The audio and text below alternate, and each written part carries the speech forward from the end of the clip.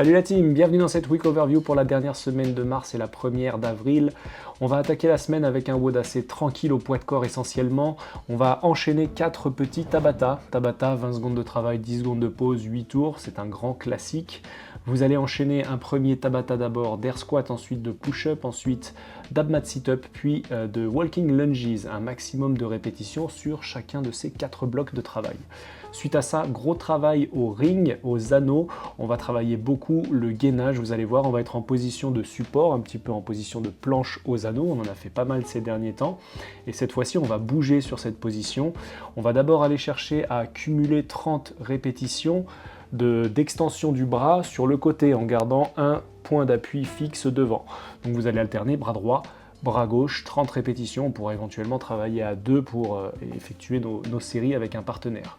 Dès qu'on a répété ça 30 fois sur le côté, on fera la même chose devant. Vous allez voir, si vous n'avez jamais fait ce genre d'exercice, gainage plus sur cette fin de journée de lundi. Mardi, on partira sur un workout un petit peu plus technique et avec un petit peu plus de volume. On va travailler à la kettlebell essentiellement, d'où la technique. On va faire un 3 tours for time, 14 minutes maximum pour rentrer ces 3 tours. Vous démarrez par 400 mètres de run, ensuite on ira chercher une kettlebell et on fera des kettlebell snatch, puis des kettlebell swing. Donc du coup sur le kettlebell snatch, beaucoup de choses à dire, on essaiera durant notre partie skill de bien développer ça de manière à ce que vous n'ayez pas de gros bleus partout sur les avant-bras à la fin de la séance.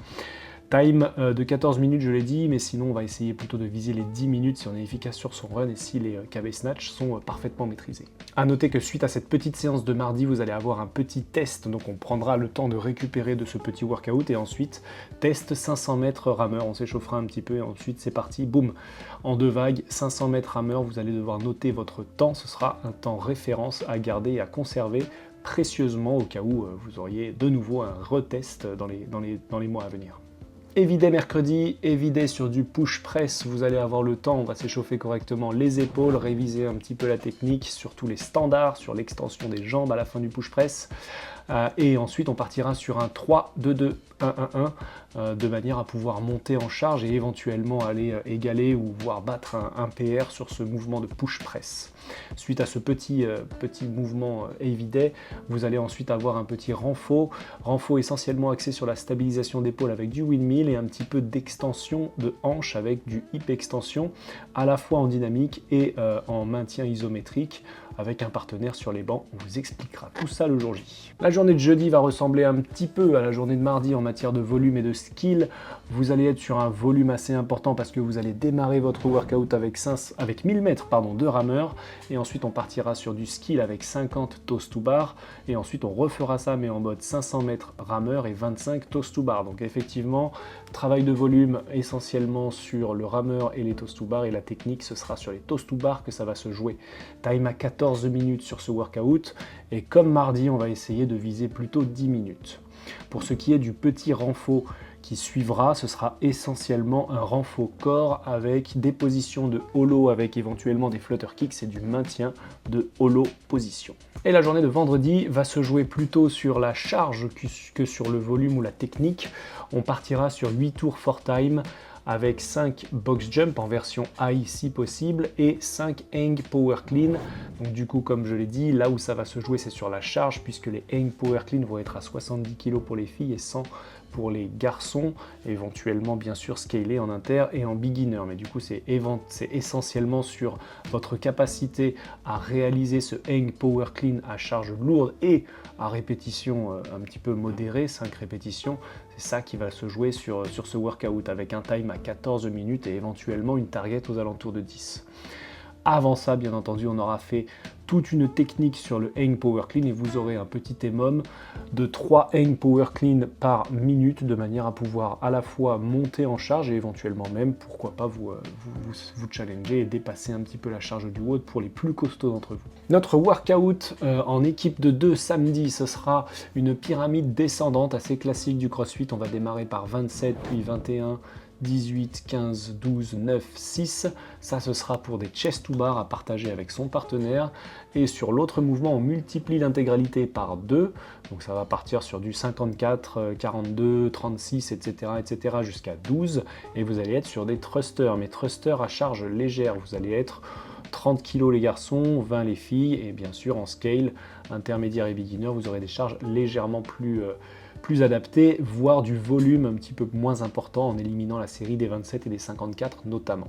Et je finirai cette petite vidéo avec la prog de dimanche puisqu'elle est déjà calée. On repart dans l'idée de mettre des benchmarks ou des heroes sur la journée du dimanche, et en l'occurrence ce sera un benchmark, ce sera Jerry.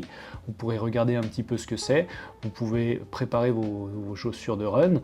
Ce sera 1 mile de run, donc 1 km de run globalement, pour les canuts, pour les pentes ce sera 1 km 3, la fameuse boucle. 2000 mètres de rameur et de nouveau 1 km de run. Donc du coup voilà, un petit WOD essentiellement cardio pour finir tranquillement la semaine sur ce dimanche. En ce mois d'avril, du coup, au niveau des événements, je rappelle très brièvement, mais normalement tout le monde a reçu un mail à ce sujet, au moins ceux qui sont inscrits, qu'on a des séminaires Aerox qui sont prévus à Sainte-Foy-les-Lyons chez Nico. Une première vague le 4 avril, une deuxième le 19 avril, ce sera exactement les deux mêmes séminaires, mais du coup pour 16 personnes le 4, 16 personnes le 19. Je relance un petit appel si vous ne pouvez plus assister à ce séminaire et que vous avez réservé une place, c'est très important de me le faire savoir parce qu'il y a de la liste d'attente, donc du coup que je fasse passer des gens. Donc ce petit séminaire, normalement vous avez reçu un mail de récap, on va organiser du covoiturage, etc. Suite à ça, du coup, le 25, samedi 25, on a notre challenge Aerox qui commence à être très bien rempli. Ça va être la dernière semaine de possibilités de réservation, de manière à ce que je fasse les plannings et que je les envoie à tout le monde, qu'ils aient leur vague de passage, parce qu'on commence à me les demander. Et ensuite, on fera un appel aux juges ou aux bénévoles qui veulent nous aider sur cette journée. Donc, bien sûr, je le fais en cette fin de vidéo. Si vous êtes intéressé à l'idée de venir nous filer un coup de main sur cette journée de samedi, vous êtes fortement les bienvenus pour nous filer un coup de main. Généralement, on a beau temps. Tous ceux qui sont au canut, ça se passe plutôt cool parce que c'est sur la terrasse, c'est plutôt sympa, et on prévoit bien entendu, comme d'habitude, de vous nourrir, vous hydrater toute la journée de manière tout à fait convenable. Voilà. Donc n'hésitez pas à me faire signe si vous voulez faire partie de la team bénévole sur cet event Aerox du samedi 25 avril. Voilà.